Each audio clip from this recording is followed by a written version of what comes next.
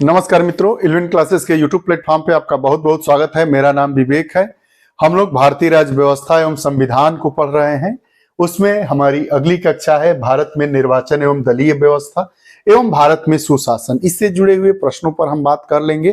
तो आइए बात करते हैं। पहला प्रश्न, टॉपिक क्या है? टॉपिक को आप लोग जान ही गए, भारत में निर्वाचन एवं दलीय व्यवस्था। इससे भी प्रश्न पूछे जाते हैं, तो इसके ऑब्जेक्टिव टाइप के प्रश्नों को हमने लिया है।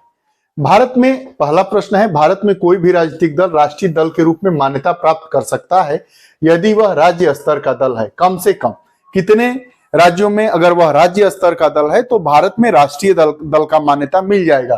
3 राज्य, 5 राज्य, 4 राज्य और 7 राज्य। तो 4 राज्यों में अगर किसी दल को राज्य स्तर दल के रूप में उसको मान्यता मिली है तो वह राष्ट्रीय मान्यता प्राप्त कर लेगा।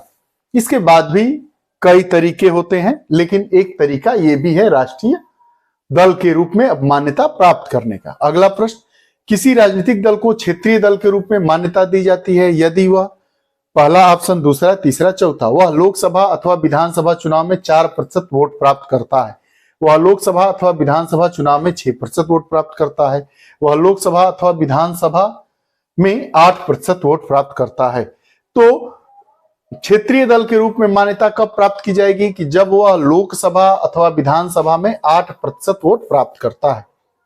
राज्य विधानमंडलों के निर्वाचन हेतु सिद्धांतों में शामिल है। यह वयस्क मताधिकार पर होंगे, बिल्कुल सही। प्रत्येक क्षेत्रीय निर्वाचन क्षेत्र के लिए केवल एक निर्वाचक सूची होगी, ये भी सही।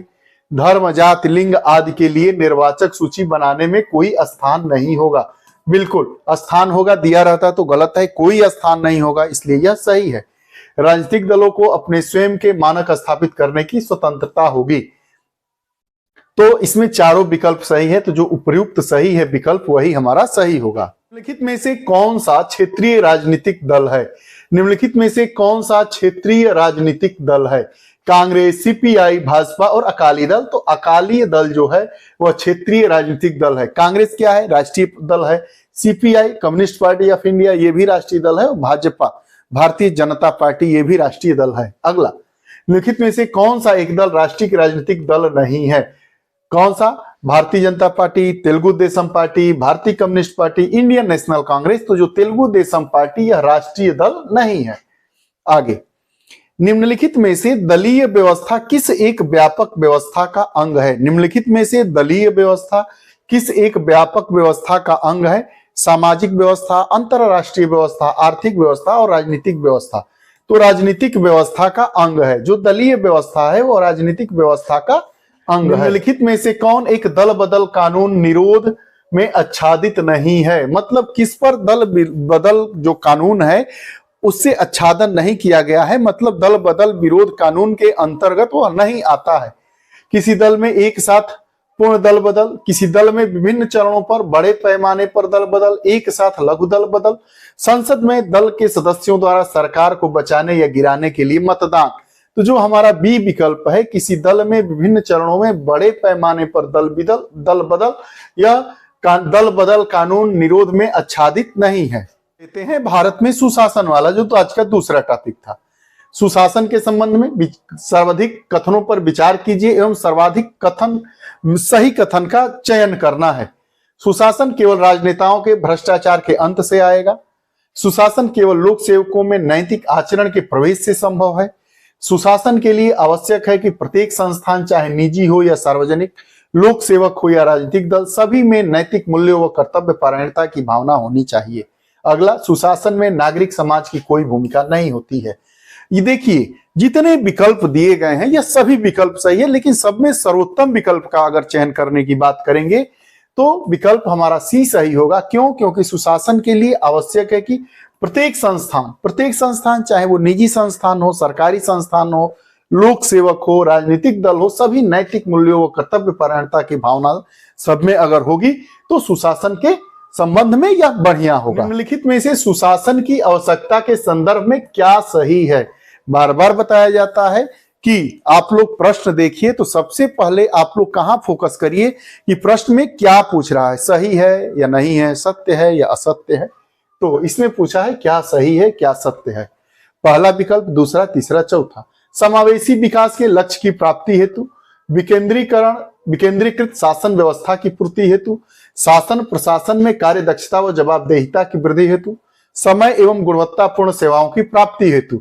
तो यह हमारे चारों विकल्प सही है, ए बी सी डी 1 2 3 4। सुशासन की आवश्यकता के संदर्भ में यह चारों। अच्छा, विकेंद्रीकृत शासन की व्यवस्था मतलब क्या होता है कि जो शासन की व्यवस्था होगी वह उसका जो, देखिए, विकेंद्रीकरण और केंद्रीकरण। विकेंद्रीकरण मतलब केंद्र से हटकर कई हाथों में शासन की व्यवस्था को दिया जाए, जैसे पंचायती राज व्यवस्था विकेंद्रीकरण का एक नमूना है।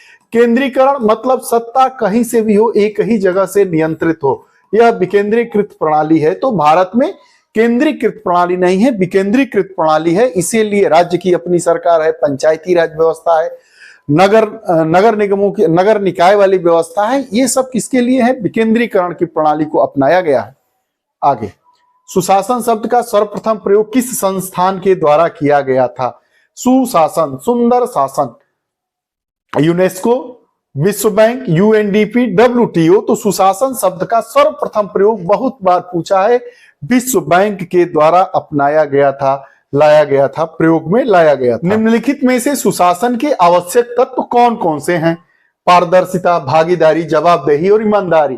तो सुशासन में चारों तत्व निहित होते हैं, इसके सभी अवयव हैं, पारदर्शिता, भागीदारी, जवाबदेही और ईमानदारी। तो विकल्प डी हमारा सही हुआ। अगला प्रश्न, निम्नलिखित में से ई गवर्नेंस का मॉडल नहीं है?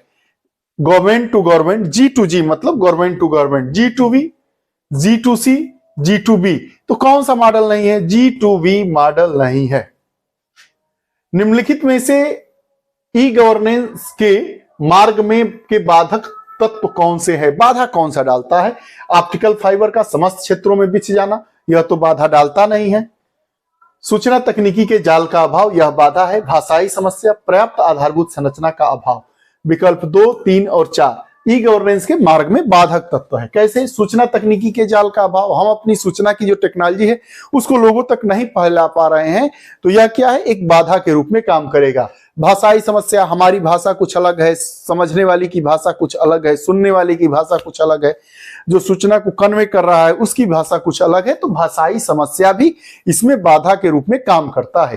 पर्याप्त आधारभूत संरचना का अभाव, अगर हमारा इंफ्रास्ट्रक्चर सही मजबूत तरीके से नहीं डेवलप होगा तो वो भी उसमें बाधा का काम करेगा। तो हमारा विकल्प 2, 3 और 4 विकल्प डी सही है।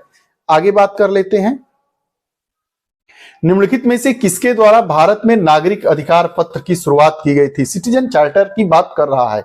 1996 के प्रति क्रियाशील प्रशासन के संबंध में राष्ट्रीय संवाद से, 1997 के मुख्यमंत्री सम्मेलन से, 1997 के कॉमन काज संस्था की पहल से, इनमें से कोई नहीं। तो हम लोग जानते हैं कि भारत में नागरिक अधिकार पत्र की शुरुआत 1996 के प्रतिक्रियाशील प्रशासन के संबंध में राष्ट्रीय संवाद से माना जाता है। विकल्प ए हमारा सही हुआ। वर्तमान नागरिक घोषणा पत्र विधेयक में कितनी समय सीमा के भीतर एक अधिकारी को सूचना उपलब्ध कराना अनिवार्य है? 7 महीने, 60 दिन, 6 माह, 30 दिन। तो 30 दिन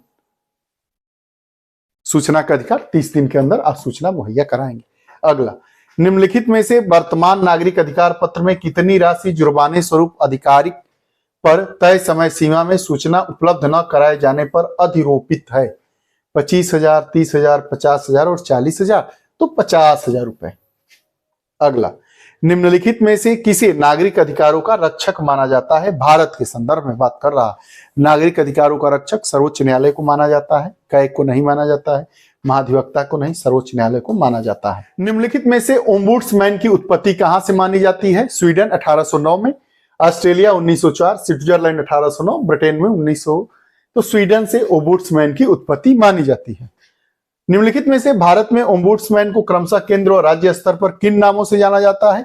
तो केंद्र में लोकायुक्त और राज्यों में, क्षमा चाहेंगे, केंद्र में लोकपाल एवं राज्यों में लोकायुक्त के नाम से इसको जाना जाता है। लोकपाल विधेयक की आप लोग बार बार बात सुने होंगे, तो वही लोकपाल। अगला प्रश्न, वर्तमान लोकपाल कानून के अंतर्गत कितने सम्मिलित सदस्य सम्मिलित किए गए हैं? एक अध्यक्ष 8 सदस्य, एक अध्यक्ष 5 सदस्य, एक अध्यक्ष 10 सदस्य, एक अध्यक्ष 6 सदस्य। तो एक अध्यक्ष और 8 सदस्यों को वर्तमान लोकपाल कानून के अंतर्गत शामिल किया गया है। 1 अध्यक्ष और 8 सदस्य, अध्यक्ष लेकर 9 लोगों को। ओम्बुड्समैन का भारतीय प्रतिमान क्या है? लेखपाल, तहसीलदार, राज्यपाल और लोकपाल। तो लोकपाल आपको अभी बताया गया कि केंद्र में लोकपाल और राज्य में लोकायुक्त। आगे, भारत में लोकपाल एवं लोकायुक्त की स्थापना का सुझाव किसने दिया था? सरकारिया आयोग ने, विधि आयोग ने, प्रशासनिक सुधार आयोग ने, ठक्कर आयोग ने। तो प्रशासनिक सुधार आयोग ने भारत में लोकपाल एवं लोकायुक्त की स्थापना का सुझाव दिया था। 2002 में लोकायुक्त की स्थापना करने वाला भारतीय राज्य है उत्तर प्रदेश, बिहार, उत्तराखंड और झारखंड। उत्तराखंड वर्ष 2002 में लोकायुक्त की स्थापना करने वाला राज्य है। सर्वप्रथम ओडिशा में लोकायुक्त कानून 1970 पारित हुआ, लेकिन सर्वप्रथम कहां लागू किया गया? ओडिशा, छत्तीसगढ़, झारखंड और महाराष्ट्र। तो सर्वप्रथम लागू किया गया महाराष्ट्र में, लेकिन इससे संबंधित कानून कहां प्राप्त हुआ? ओडिशा में। अगर संबंधित कानून की बात करें तो ओडिशा में, और सबसे पहले लागू किया गया महाराष्ट्र में। सबसे पहले यह कहां लागू किया गया? महाराष्ट्र में, लेकिन इससे संबंधित विधेयक सबसे पहले कहां लाया गया? उड़ीसा में। आगे, बोहरा समिति के अध्ययन के लिए बनाई गई थी। बोहरा समिति किस चीज के अध्ययन के लिए बनाई गई थी? पुलिस सुधार की दिशा में, वित्तीय सुधार, राज्यपालों की नियुक्ति और राजनेताओं तथा अपराधियों की साठगांठ। तो बोहरा समिति राजनेताओं एवं अपराधियों की साठगांठ के अध्ययन के लिए बनाई गई समिति थी। ये रही आज की हमारी कक्षा। आपको ये कक्षाएं कैसी लगती है कृपया कमेंट बॉक्स में अपने विचार जरूर दें। पुनः नई कक्षा के साथ उपस्थित होंगे, तब तक के लिए बहुत बहुत धन्यवाद। नमस्कार।